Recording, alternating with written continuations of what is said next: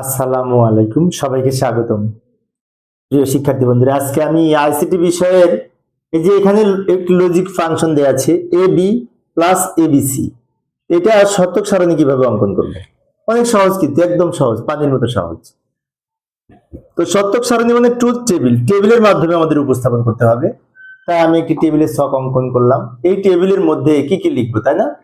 প্রথমে এই লাইনটা আমরা হেডিং এর জন্য রাখবো। হেডিং এ লিখবো এ, বি আছে, সি আছে, এ বি সি। তারপর এ বি গুণ করে একটা লিখবো, এ বি সি গুণ করে এখানে লিখবো, এই দুটো যোগ করে আবার শেষের ঘরে লিখবো। একদম সহজ। ভালো করে লক্ষ্য করি, এখানে যে টোটাল দেওয়া থাকবে এটা শেষের ঘরে লিখবো, আর এটাকে ভাগ ভাগ করে এদিকে লিখবো। ভাগ ভাগ করে কিভাবে লিখবো? প্রথমে এবিসি লিখবো, তারপর এইটা এখানে লিখবো, এটা এখানে লিখবো, এই দুটো যোগ করে শেষে লিখবো। সহজ না? একদম সহজ। এখন আমরা এইখানে প্রথমে 0 এবং 1 দ্বারা 8টা সারি আছে। 3টি ইনপুট হলে 8টা সারি হয়।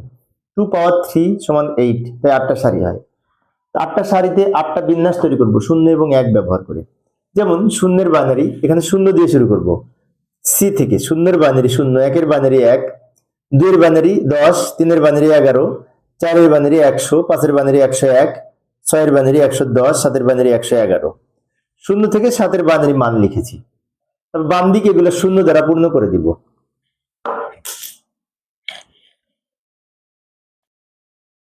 বাম দিকে এগুলো 0 দ্বারা পূর্ণ করে দিয়েছি। 0 থেকে 7 বাইনারি মান 3 বিট করে লিখেছি, যাকে অক্টাল কোড বলে। এখন অনেক শিক্ষার্থীর মনে হতে পারে যে 0 থেকে 7 বাইনারি মান যদি মনে না থাকে তাহলে কি করব? 0 থেকে 7 বাইনারি মান মনে না থাকলে আরেকটা সহজ টেকনিক আছে লেখার। সেটি হচ্ছে এই দিক থেকে এই দিকে 1, 1 এর দ্বিগুণ 2, 2 এর দ্বিগুণ 4, মানে ডাবল হতে হতে এসেছে। 1 মানে কি? একটা 0 একটা 1, একটা 0 একটা 1, একটা 0 একটা 1, একটা 0 একটা 1, এইভাবে। 1 এর দ্বিগুণ 2 মানে কি? 2টা 0 2টা 1, 2টা 0 2টা 1। 2 এর দ্বিগুণ 4 মানে 4টা 0 4টা 1, একটা 0 একটা 1, 2টা 0 2টা 1, 4টা 0 4টা 1। এইভাবেও আমরা লিখতে পারি যদি 0 থেকে 7 এর বাইনারি মান মনে না থাকে। এবার এগুলো লিখবো। এ বি মানে কি? এই এ আর বি গুণ করে এখানে লিখবো।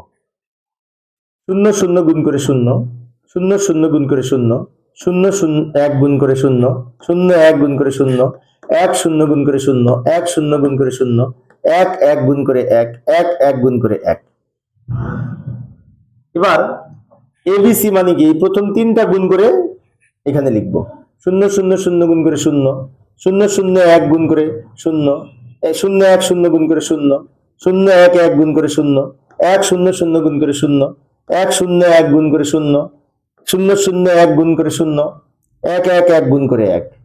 আমরা যখন 3টায় গুণ করব, তো 3টার মধ্যে একটা যদি 0 হয় তাহলে কিন্তু ফলাফল 0 হয়।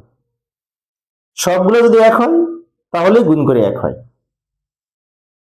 এবার কি করব? এইটা যোগ এইটা, তার মানে কি? এই দুটো যোগ করে এখানে লিখব। লক্ষ্য করি, 0 0 যোগ করে 0, 0 0 যোগ করে 0, 0 0 যোগ করে 0, 0 0 যোগ করে 0, 0 0 যোগ করে 0, 0 0 যোগ করে 0, 0 1 যোগ করে 1, 1 1 যোগ করে 1, দুইটা 1। 1 দুইটা আমার ছবির উপরে পড়ে গেছে, তাই না? এই দুটো 1 কিন্তু আমরা খেয়াল রাখবো, 1। প্রিয় শিক্ষার্থী বন্ধুরা, এই ছিল আজকের আলোচনা।